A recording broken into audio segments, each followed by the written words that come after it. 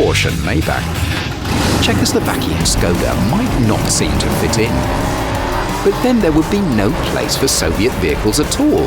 However, we do have them here in World of Tanks, and they're on a par with their formidable rivals. What is the Škoda TVP's fate then? Instead of making assumptions, we'll arrange a fully fledged test drive of the new vehicle, and we'll do this in combat conditions.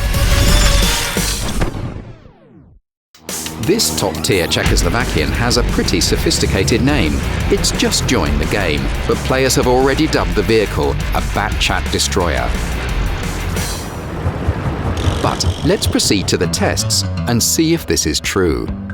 We'll take a typical situation for the experiment. The mines map. The battle is starting. Both tanks are climbing a mountain. Each of them has 1,800 HP. The French vehicle reaches the top first, but its gun isn't loaded yet. The Czechoslovakian tank arrives shortly after and immediately starts raining one shell after another on the enemy. The Batchat looks helpless and doomed. But suddenly, the situation changes dramatically. The loading time of the Škoda's magazine is 25 seconds, and within the magazine, it's a record low, just 1.5 seconds. There are 4 shells in the magazine, each dealing on average 320 HP of damage. This is almost 1,300 HP in just 4.5 seconds. Pretty powerful. However, this isn't enough to destroy a tank of the same tier. But let's return to our battle. The Batchat finishes off the Škoda quite easily.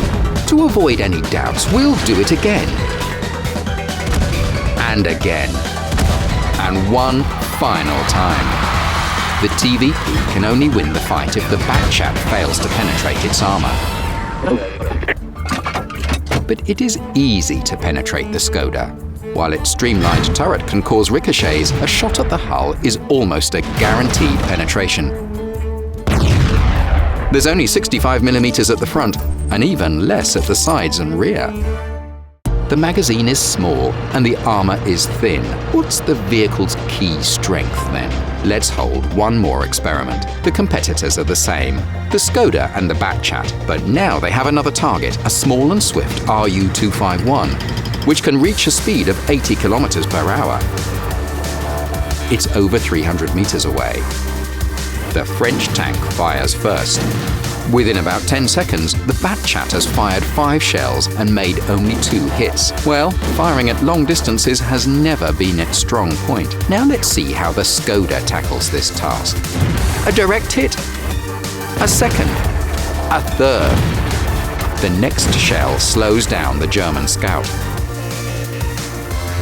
And this isn't luck. With the dispersion of 0.35 meters and aiming time of 2.1 seconds, the Škoda is as accurate as the Object 140. In addition, the Czechoslovakian tank is much more accurate when firing on the move. You can and should try that when playing with the Škoda. But there's a fly in the ointment. The Škoda has the weakest penetration power when compared with the top medium tanks. You should pick thinly armored targets at long range and shoot carefully during close quarter engagements. Any mistake can be costly. However, 248mm of penetration can punch through the weak spots of an enemy vehicle. As for the equipment, it's better to mount a vertical stabilizer and enhanced gun-laying drive. Besides, a 410-meter view range is perfect for using coated optics. Yet, if you prefer a high rate of fire, you should focus on your crew's comfort. Improved ventilation, the brothers-in-arms perk and Burkti reduce the gun loading time down to 22 seconds. The happier the crew are, the more effective they are. We could have limited our test drive to a standard phrase. The Škoda is an excellent